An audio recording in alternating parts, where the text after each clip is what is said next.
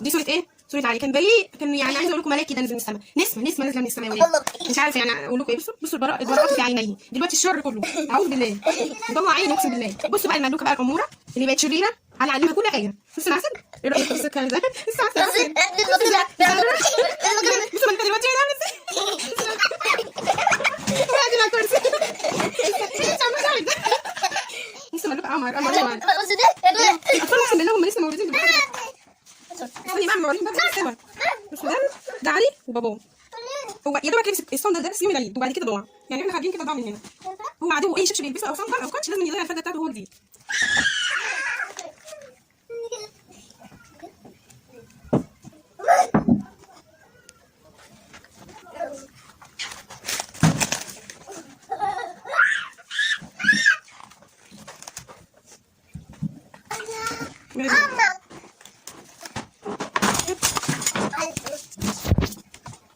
اقسم بالله عايزه اقول لكم مطلعين عيني مطلعين عيني. عارفين الستاند ده قسما بالله كذا مره، يعني عايزه امسكهم كده اخنقهم اقسم بالله. اللي كان يقول براءتك بس استنى قوي جماله. محمد كان رفيع وانا كنت رفنوعه. عايزه اقول لكم كل صوره اقسم بالله بتصورها البتاع الاستاذ كان بيتخانق معايا، مش يعني كان بيزعل يقول لي انت كل صوره بتصورها منها، انت كل صوره مش عايزه دي لا ودي لا. كان عم يتخانق معايا والله العظيم. مين؟ بتاع الاستوديو. بصوا استاذ جميلة. يا ليت الايام تعود. هو ما عندوش ولا شرب ولا دقنية ولا دقنية واحدة ولا قد. بصوا ايه عايز اسلم عليكم، سلم عليكم. كل شويه تقعد تكلم نفسها كده، تقعد تقول ايه وحشتوني قوي انتوا. انا عايزه اكلمكم. هيكلمهم يلا. وفجاه تمسك الموبايل تقعد ازيكم عاملين ايه؟ اللهم صل على سيدنا محمد. كان سيدنا محمد بتقعد تقلدني كده. انا على فكره العيال كنت بتقعد تقلدني اقسم بالله، يعني عندي عيال اخواتي كلهم بيقعدوا يقلدوني وانا قاعده اضحك عليهم. صباح الفل والنور والهنا عليكم، يا رب تكونوا كلكم بألف خير. اللهم صل وسلم وبارك على سيدنا محمد وعلى آله وصحبه وسلم عليه الصلاة والسلام. رجعت لكم النهارده بفيديو جديد، عايزاكم بقى تشجيع كده ولايك بقى وشير وسبسكرايب. بصوا انا يعني بصوا الكراتين بقى والدنيا متدهوله على الاخر. انا خلاص فضيت النيش كله، انا بقى ما رضيتش اطول عليكم الفيديوهات وعبيت كل النيش كده في كراتين. ماشي. بصوا ملوكة عامله ايه في نفسها. يلا نزل بقى كده، يلا تعالى سلم عليهم. ازيكم بقى. علي مكشوفه على طول. تعالى اهو. ازيكم عاملين ايه؟ ازيكم. معلش انا اسفه للتاخير، لان الفتره اللي فاتت دي كنا ما كنتش بصور لان هما الاثنين كانوا تعبانين، فلما بيتعبوا بيدوني بصراحه كده احباط، وبقعد اقول لا انا مش هنزل في القناه وايه اللي هيحصل تاني ويا ترى. يعني اول هي بتقول لكم صح، بقعد اقول ايه ده، يعني ممكن عشان انا بصور وكده، فادعوا لي كده ربنا يحفظهم لي ويخليهم لي ويا رب تسكت. يلا بينا بقى كده، استعنا على الشقة بالله ويلا بينا. اول حاجه كده هطلعها الكراسي لان هي عامله زحمه طبعا، عشان اعرف ايه ان انا اتعامل مع كل حاجه. زي ما قلت لكم انا كنت الايام اللي فاتت دي كلها طبعا كانت ملك وعلي تعبانين جدا جدا اقسم بالله، يعني عايزه اقول لكم.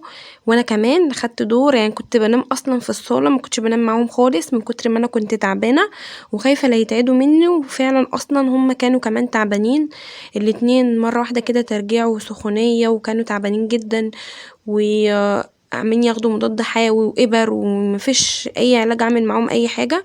وانا برضو مضاد حيوي وعلاج والحمد لله على كل حال ان هي عدت على خير. فكنت بقى ايه ما كنتش بعمل حاجه بصراحه الا غير ممكن مثلا اعبي كل يوم كرتونتين، كل يوم كرتونه.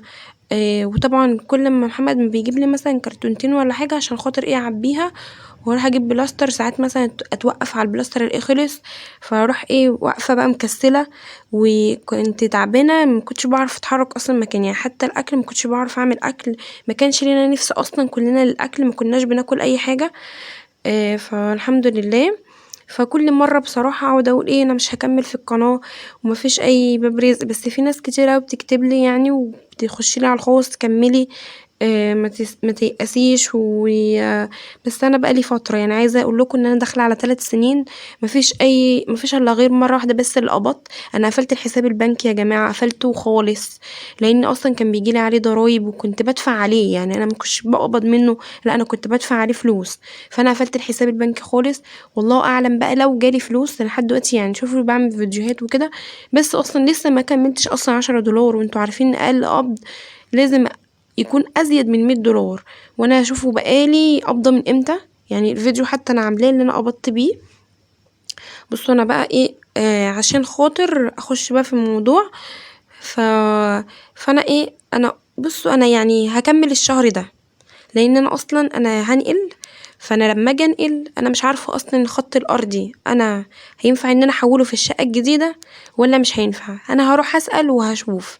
انا بصراحه هستخير ربنا تاني وهصلي صلاه استخاره، ولو في نصيب ان انا اكمل في قناه اليوتيوب هكمل، مفيش نصيب مش هكمل بصراحه، لانها هي تعب وتضييع وقت وتضييع مجهود وكل حاجه. وطبعا كل اللي فاتحين قناه عارفين كل الكلام دوت. فانا ايه هو الشهر ده، لان انا اصلا ما كنتش عامله الباقه فعملتها. فانا قلت بقى ايه خلاص طالما انا شحنت الباقه الشهر ده فانا هكمل الشهر دوت، ولو في تفاعل فيه يبقى ربنا ايه يعني في نصيب، لو ما فيش يبقى الحمد لله على كل حال. انا عايزه اقول لكم اصلا ان انا ايه يعني الحمد لله حمد ربنا والله على كل حال. بس انا عارفه حظي مفيش حظ يعني بيوافق معايا في اي حاجه، بس الحمد لله ربنا يخلي لي ولادي، لان دي نعمه كبيره ربنا رزقني بيها. فبتمنى من ربنا ان هي دي اكتر حاجه ربنا يحفظها لي، ودي اكتر امنيه بتمناها ان ربنا يخلي لي ولادي وما اشوفش فيهم اي حاجه وحشه، ويشفيهم من اي تعب او اي مرض هما بيشتكوا منه، لان هم على طول تعبانين. واكتر هم في حياتي بجد هو تعبهم، لان هم على طول تعب متواصل. فدي اكتر حاجة هي دي بس اللي يعني انا اذا كان بقى فلوس ولا اي حاجة ولا الكلام دوت، لا انا بالنسبة لي الفلوس ده اخر حاجة بفكر فيها.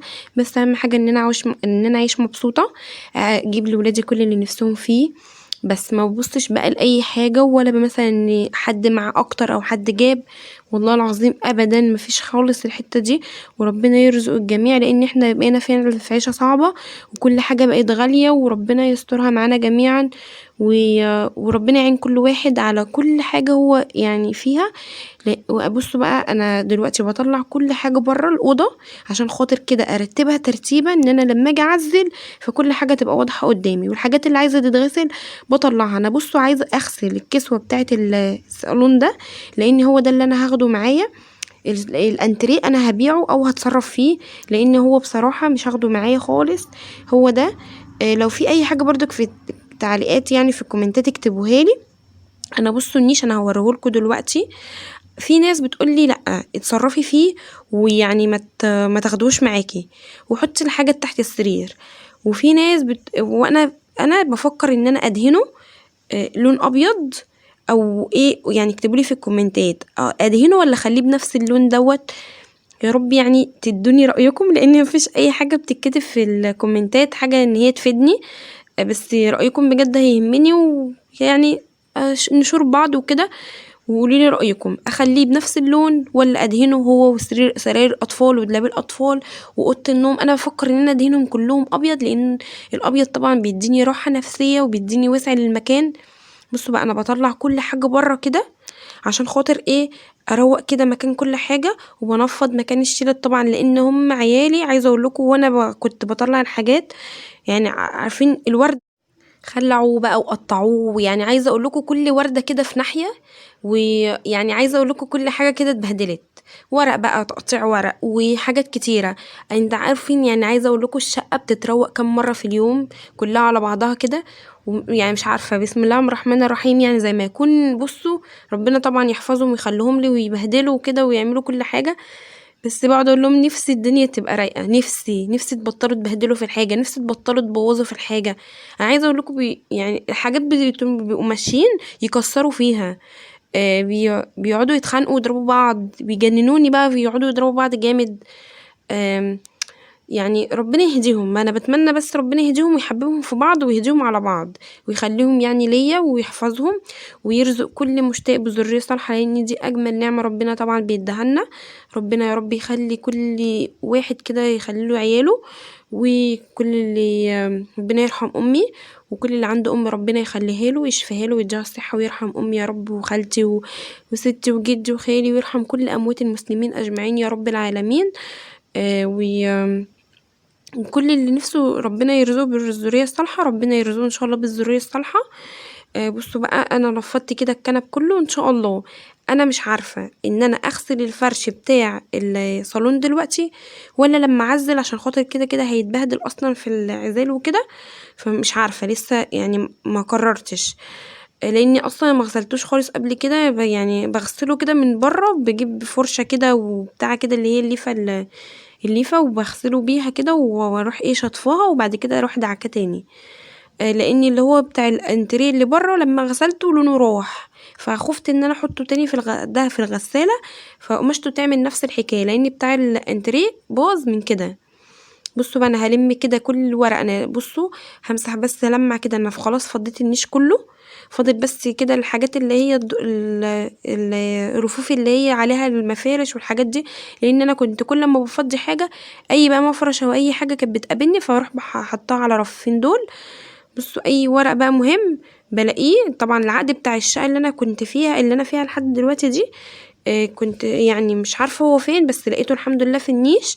انا ساعات كده بحط الورق لان معايا ورق كتير جدا، ومعايا كذا كيس، لاني ورق عالي وورق ملك بتاع الدكاتره وورقي واي حاجه بقى كنت بحط هنا، احط مثلا في الدولاب التاني. فمش عارفه انا كنت حاطاه فين، حتى شهاده الميلاد الحاجات ديت. بس الحاجات دي المهمه دي خلاص انا بحطها في الدرج بتاع النيش، وفي الاخر بقى الحاجات المهمه دي ببقى عارفه مكانها، وده السنسول كل حاجه مهمه انا هحطها في كيس كده واحطها في الدرج بتاع النيش وهعبيها. هفضي بقى النيش. انا عايزه اقول لكم ان الضرفه اللي انا بنفض فيها تحت دي انا هوريها لكم دلوقتي عامله ازاي. عشان كده انا يعني عايزه اقول لكم حاجات كتير اوي استغنيت عنها عشان خاطر اخد الايجار القديم ده. يعني عايزه اقول لكم ان انا دهبي كله اقسم بالله ما خليت حتى الدبله لابساها دلوقتي الصيني. الازاز بقى زي ما انتوا شفتوا كده بتاع الرف كان الصيني بتاعي لما انا عزلت المره اللي فاتت وقع كله عليه. فطبعا نص الصيني اصلا يعني انا بصوا عبيته على كام كرتونه، بس هو كان كبير جدا، نصه اتكسر، نص الصيني اتكسر كله وقع على الرف ده. فالرف ده اصلا كمان اتكسر هو كمان. كانت اختي ساعتها عندي، هي كانت بتساعدني في النيش، فخافت وراحت رجعت ورا وراحت قالت لي لا انا خفت يعني. طلعت بقى خلاص كده كل اللي في النيش، حتى الرفوف مسحتها واي حاجه مهمه حطيتها في الدرج بتاع النيش.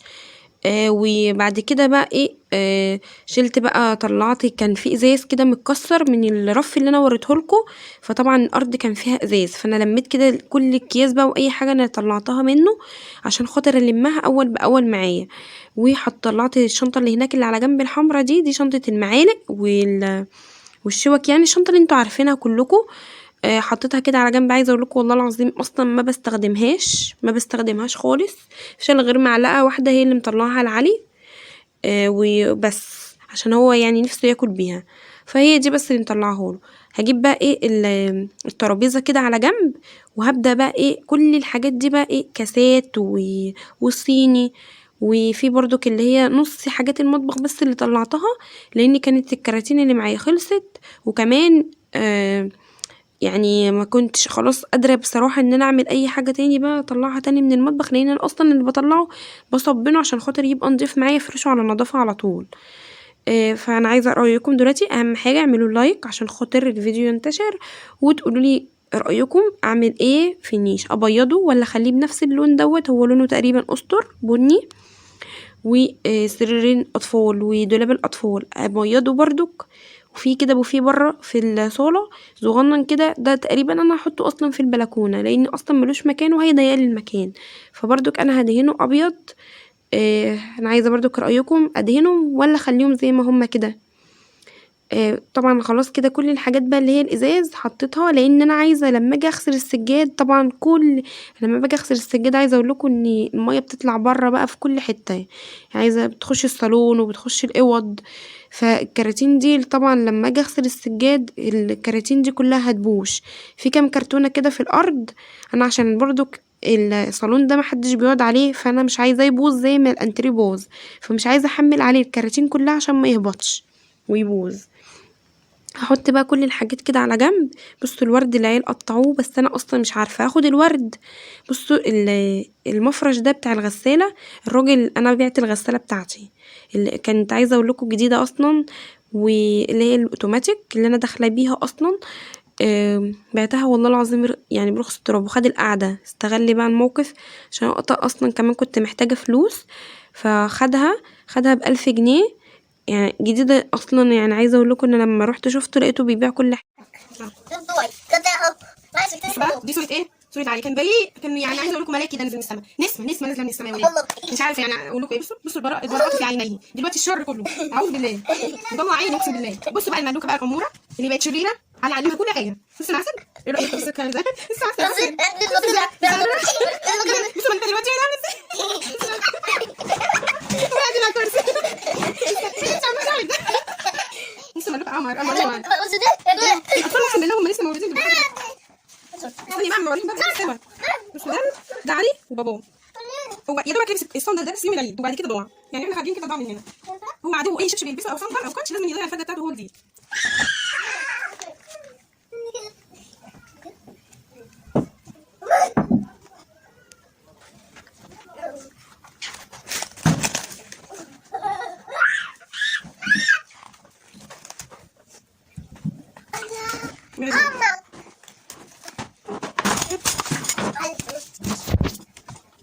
اقسم بالله عايزه اقول لكم مطلعين عيني عارفين الستاند ده قسما بالله كذا مره، يعني عايزه امسكهم كده اخنقهم اقسم بالله.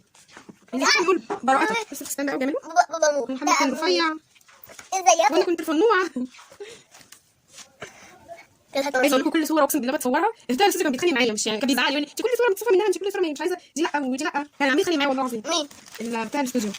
بصوا الاستوديو جميلة. يا ليت الايام تعود ايام. ما عندوش ولا شرب ولا دقنية ولا دقنية واحدة. بصوا عايز تسلم عليهم كل شويه تقعد تكلم نفسها كده، تقعد تقول ايه وحشتوني قوي انتوا، انا عايزه اكلمكم. هكلمهم يلا.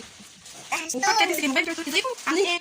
اللهم صل على سيدنا محمد. سيدنا محمد تقلدني كده، انا على فكره العيال كلها بتقعد تقلدني اقسم بالله، يعني عندي عيال اخواتي كلهم بيقعدوا يقلدوني وانا قاعده اضحك عليهم.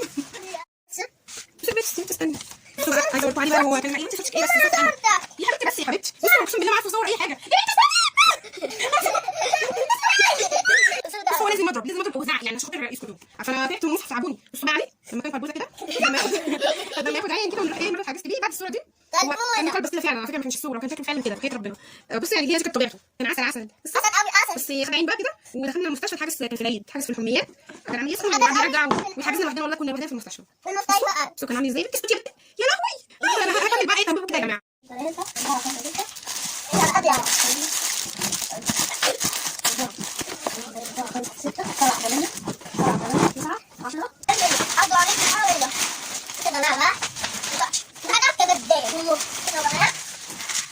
يا بنتي اسكتي ده اخوي ده هاتوني فين البنات ايه طبعا اسمع يا بايظه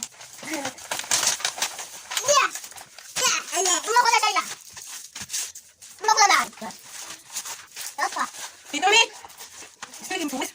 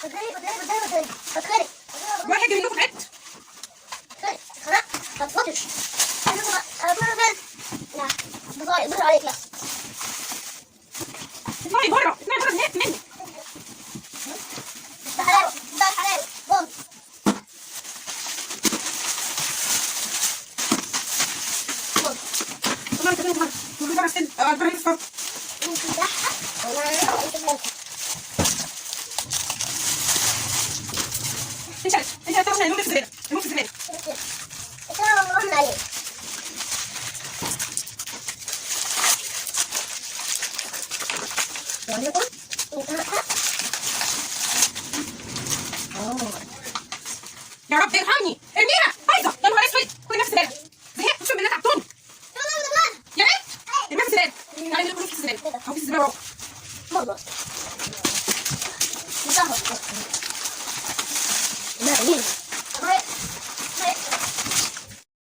بصوا دي حبيبة بنت اخويا وسما، دول ولاد اخويا. بصوا بقى هلم الحاجات المهمة. عايزه اقول لكم ان انا لقيت اللي انا كنت بوريه لكم دوت، ده خلاط حنفيه، مش عارفه بتاع حمام ولا بتاع مطبخ، بس انا لسه مش عارفه يعني ايه اللي هجيبه وايه اللي هعمله، فربنا ييسر يا رب كده دعواتكم. انا بعمل النقاشه دلوقتي، وعايزه برضو اقتراحاتكم في الالوان، تقولي لي اعمل ايه الالوان بتاعتها، هعملها جراي وفاتح ولا اعملها الكافيه اللي هو الفاتح برضك، مش عارفه لسه محتاره ما بين اللونين دول. بصوا علي بيعمل يوريكم فاهيتا، بيقول لكم انا بوريكم حاجه حلوه قوي. فاكر ان هو يعني ان كنت هتردوا عليه، مش عارفه التانية القردة دي بتوريكم ايه بصراحه. انا بشيل هنا الحاجات المهمه. خلاص بقى شلت الصور في الشنطه دي، شلت الالبومات كلها، في برضو اللي هو الالبوم بتاع الشبكه، بس عشان كنت بشعري فمش هينفع ان انا اوريهولكم. وملك بقى لقيت كوتشي كده في الكرتونه، هي يعني بيبقى معايا الحاجه، بس بصراحه بنبقى يعني حاطين في كذا كرتونه، فمش عارفه ايه، مش عارفه ايه اللي البسه له. انا هرجع بقى كل حاجه مكانها، الحاجات اللي هي ايه اللي يعني اللي خلاص يعني لا اما اتصرف فيها، يعني التلفزيون ده انا عايزه اتصرف فيه، وده الرول الستريتش ده نافعني في كل حاجه بصراحه. انا معايا بقاله كتير، بقاله فتره، لان انا كنت جايبه الكبير قوي ده، الرول الكبير. بصوا بقى دوت، دي الساعه دي، فاكرين لما قلت لكم محمد لقى اسمها ايه دي، اللهم صل على النبي عليه الصلاه والسلام، لقى ايه الآلة في كيس اللي هو كاراتيه اللي هو بيبقى فيه هديات ده. والساعة دي كانت مرات اخويا جايبها لي، اللي هي بنت خالتي. فهو بقى لما جه ينزلها عشان خاطر يطلع الحجارة عشان يتأكد يعني شغالة الآلة ولا لأ، فدي بقى وقعت. هي زي ما تكون المسامير بتاعتها بلاستيك فدابت، فمش عارفة بقى هتبقى هينفع ان هي تتصلح ولا هتبقى باظت خالص كده واترمت، زي اللي هو البرواز برضك اللي اتفك برضك ومنفعش تاني. بصوا انا هفضي بقى التربو ده عشان عايزه اغسله، هفضي بقى كل اللي في التربو كده. انا كنت بصراحه هعبيه في شنطه، بس انا طبعا لسه هقعد، لان احنا كلمنا الراجل صاحب الشقه فقال لنا لو قعدت يوم زياده هيتحسب عليكم شهر، فانا هقعد شهر تاني، لان طبعا النقاشه لسه ما خلصتش ولا بقيت الكهرباء ولا بقى السباكه. فانا ايه يعني احط الحاجه كده في واحد من التربو بس ما الاقي له حاجه. البطاطس بقى والبصل والثوم والحاجات دي هحطها هنا كده، وهغسل بقى بقيه التربو ده كله هغسله. لاني طبعا انا ايه عايزه ايه افضي، يبقى كل حاجه كده واضحه قدامي، ايه اللي عايز يتعمل وايه اللي مش عايز يتعمل، فاللي عايز يتعمل اطلعه بره عشان اعمله كده، ويبقى ايه كل حاجه سهله بالنسبه لي. والحاجات اللي هي اتعملت خلاص، الدباديب بقى والحاجات دي كلها ايه هحطها كده على جنب. والورد دوت انا الله اعلم لسه يعني هتصرف فيه، لا اما هاخده معايا فمش عارفه لسه. ودي الكيس ده بقى فيه ايه، في الآلة هي اللي انا بقول لكم عليها اللي احنا كسبناها في محمد هو اللي كان كسبها بصراحه، في الكيس اللي هو بتاع الكاراتيه. والكراريس دي بقى انا بصوا بحب اجيب يعني لعيالي بالرزمه، باللي هي فيها تقريبا 12 او 10 الدستة يعني. فمن كل حاجة كده بقى مسطر 9 تستر الحاجات دي، فانا بقى بحط كل كده في كيس يعني مش متقطع. بصوا بقى جيت في اخر الفيديو والله العظيم كنت بموت، قعدت اعيط من كتر الوجع، مصاريني كانت بتتقطع، وقعدت في الحمام اكتر من ساعة الا ربع. بصوا انا كنت بركب الفيشه بتاعه التليفون، لقيت نفسي وقعت مره واحده كده وقعدت اصرخ جامد من كتر الوجع. تاني بعدها يعني بعد نص ساعه تاني او ساعه الا ربع لقيت نفسي برضو تاني تعبانه.